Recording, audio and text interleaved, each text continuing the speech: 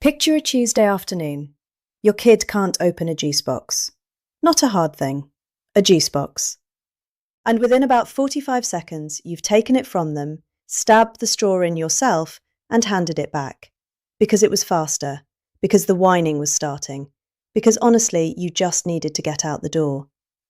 I did this. Constantly. For years. Not because I was lazy or impatient. I thought I was being helpful. That's what modern parenting tells you to do. Remove the obstacle, smooth the path, reduce the friction.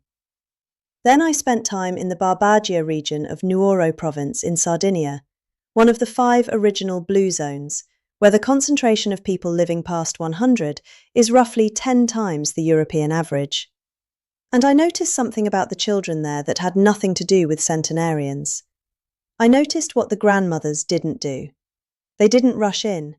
They didn't smooth anything. A 4-year-old was struggling to carry a bag that was clearly too heavy, and the grandmother, a woman named Graziella, who looked about 80 and moved like she had somewhere to be, watched him struggle for a full 2 minutes before saying a single word. He got it there. She said something in Sardinian that made him stand up straighter. I asked a local researcher later what she probably said. The translation was something close to, "Of course you did. You were always going to." These are the 5 rules I watched those grandmothers apply. One of them is going to bother you. I'll get to that. Rule 1. Let them fail the first time. Every time. The modern instinct is to intervene before failure lands. We see it coming, the spill, the dropped thing, the wrong turn, and we reach, we warn, we correct before the mistake happens. And we do it with love, which is what makes it hard to stop. But here's what that reaching communicates to a child's developing brain. You don't trust them to handle what's coming. Developmental psychologists call this learned helplessness, a term coined by Martin Seligman in his 1975 research, later confirmed across dozens of follow-up studies in child psychology. When children are consistently rescued before failure, they stop generating their own problem-solving responses. The neural pathway that says, "I can figure this out," doesn't form because it never gets used. Sardinian grandmothers in the Barbagia region don't have a clinical term for this. They have a cultural rule. A child does not receive help until they have genuinely tried. Not tried twice. Tried to the point of real effort, where the face changes, where the breathing changes. The adaptation for your household is specific. For children ages 3 to 7. Next time your child struggles with something physical or logistical, a button, a jar lid, a puzzle piece, set a timer in your head for 90 seconds before you move. Most of the time, they solve it. When they don't, you help. But you wait the 90 seconds first. That gap is where resilience is built. Not in the success, in the wait. Rule 2. Children belong in the work, not beside it. Most Western households give children tasks that are child-sized. Put your toys away, clear your plate, feed the dog. These are fine, but they're parallel to the household's real functioning, not part of it. In the Barbagia villages, children as young as 5 are included in tasks that actually matter. Tasks where their contribution changes the outcome. Preparing food that will be eaten. Caring for animals that depend on it. Helping an elderly relative with something they genuinely cannot do alone. The work isn't scaled down. The child is scaled up. A 2019 study from Marist University, tracking responsibility structures across 12 cultures, found that children in communities where they performed consequential tasks, work with real outcomes for real people, showed significantly higher executive function scores and lower anxiety markers by age 8 than children in communities where tasks were child-specific and outcome-neutral. The difference isn't the difficulty, it's the stakes. The practical version. Find one thing in your household that actually matters and let your child own a piece of it. Not a practice version, the real version.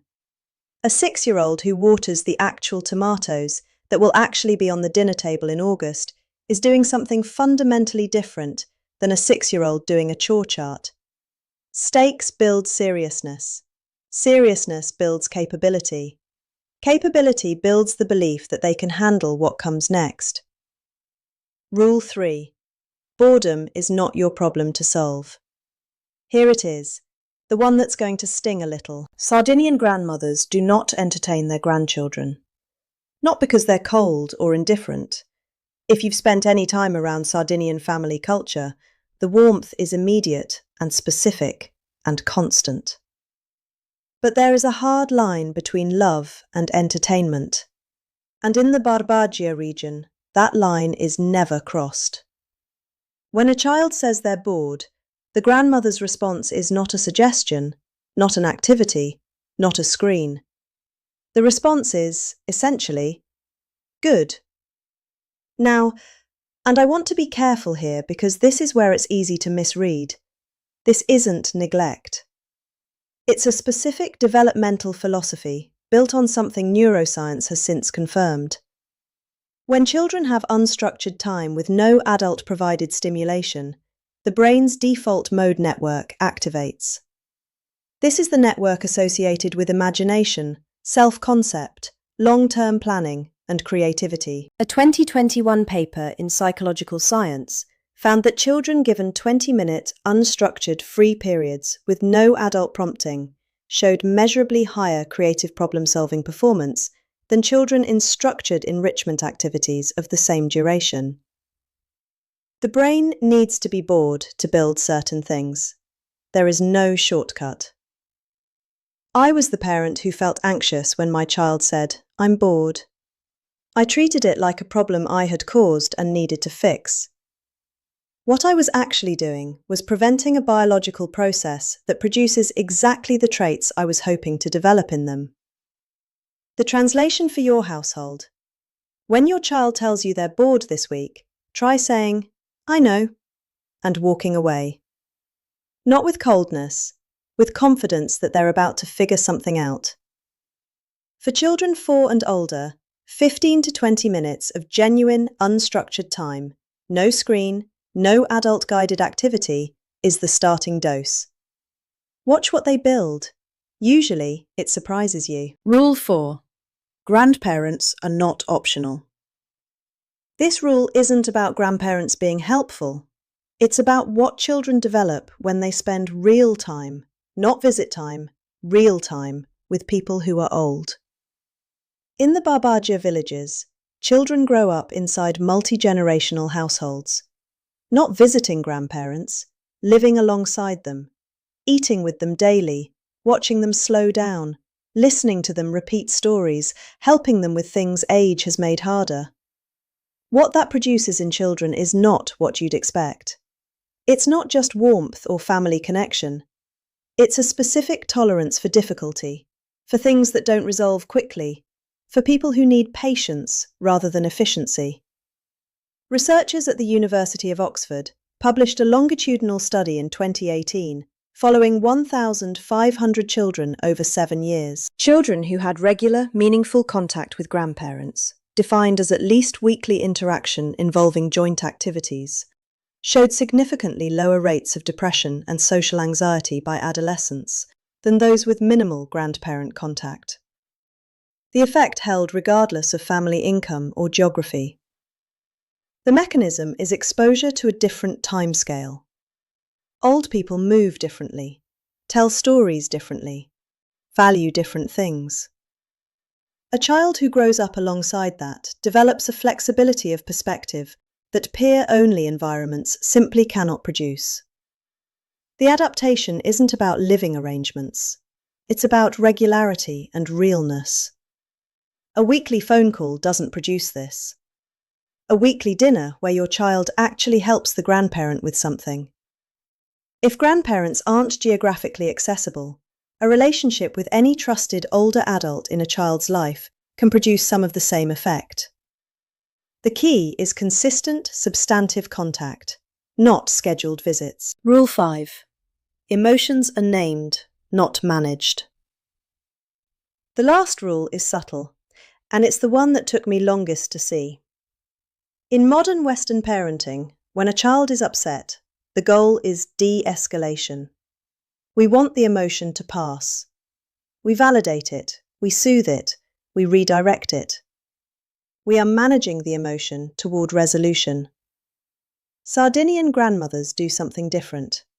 They name it, and then they let it sit. You're angry. Not, it's okay to feel angry, but let's talk about why, and here's what we can do. Just, you're angry. And then silence.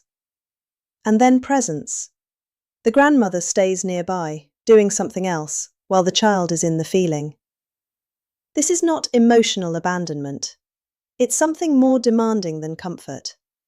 It's teaching the child that an emotion is a fact, not an emergency. Child psychologist Dr. Ross Greene's research on emotional regulation, particularly his work at Harvard Medical School in the 2000s, tracking how emotional identification affects long-term resilience, found that children who learn to name and tolerate emotions without immediate adult intervention showed measurably stronger self-regulation by age 10.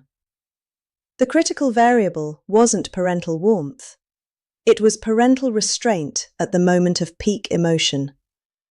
The practice is uncomfortable for modern parents because it requires sitting with your child's distress without fixing it. For children ages 4 to 9, next time the emotion is high, say what you see. You're really frustrated right now. And then go quiet.